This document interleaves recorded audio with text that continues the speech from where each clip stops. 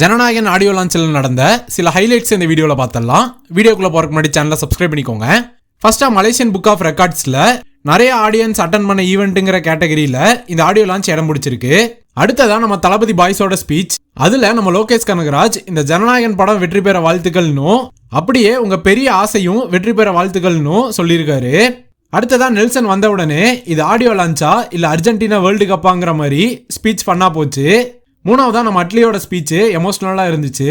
என்னோட fame success எல்லாத்துக்கும் காரணம் என்னோட அண்ணன் தளபதி தான் சொல்லியிருக்காரு. அடுத்ததா படத்தோட லிரிசிஸ்ட் விவேக் படத்தோட ஒரு எலிவேஷன் சாங்கான ராவண மவண்டாங்கிற ஒரு ஃபயரான சாங்கை ரிவீல் பண்ணியிருக்காரு.